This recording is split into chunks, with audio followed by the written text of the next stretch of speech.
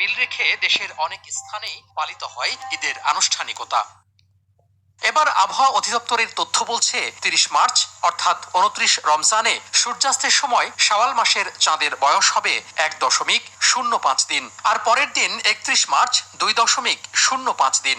এ সময় চাঁদের স্থায়িত্ব হবে ৩০ মার্চ সন্ধ্যায় ৪৩ মিনিট, আর পরের দিন আকাশে চাঁদের উপস্থিতি থাকবে ৫১ মিনিট।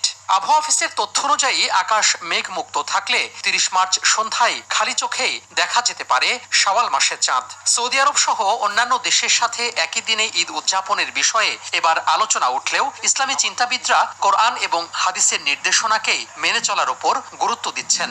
রাসূলুল্লাহ সাল্লাল্লাহু আলাইহি ওয়াসাল্লাম ইরশাদ করেছেন, সুমু লিরুয়াতিহি ওয়াফতিরু লিরুয়াতিহি, চাঁদ দেখে রোজা রাখতে হবে আর চাঁদ দেখে রোজা ভেঙে ঈদ করতে হবে। ৩ ঘন্টা পরে আমাদের দেশে সূর্য বা চাঁদ উঠছে, এটিকে শরীয়তের পরিভাষায় বলে ইখতিলাফুল মাতালে, মানে বিভিন্ন এই কক্ষপথের দূরত্ব। কোরআনের ওই আয়াতের ভিত্তিতে যেহেতু আমরা যেদিন চাঁদ দেখছি সেদিনকে ধরা হয়েছে।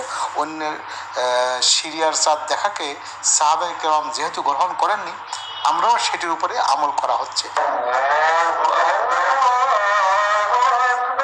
গত কয়েক বছর ধরে সৌদি আরবের সঙ্গে একই সাথে ঈদ উদযাপন বিষয়ে শিগগিরই সরকারের পক্ষ থেকে সিদ্ধান্তের কথা জানিয়েছে ইসলামী ফাউন্ডেশন। ইসলামী ফাউন্ডেশনের বোর্ডে এটি আলোচনা হয়েছে, যদি দিনব্যাপী বা 1-2 দিন ওয়ার্কশপ করে ওলামায়ে কেরাম যদি একমত হন যে না, বিশ্বে একসাথে আমরা করি, সেদিনই এই ব্যাপারে উদ্যোগী হতে হবে রাজ আইন জারির মাধ্যমে। ৩০ মার্চ সন্ধ্যা ৬টা ৩২ মিনিট থেকে ৭টা ২০ মিনিট পর্যন্ত চাঁদ দেখার সময় নির্দিষ্ট করেছে আবহাওয়া অধিদপ্তর।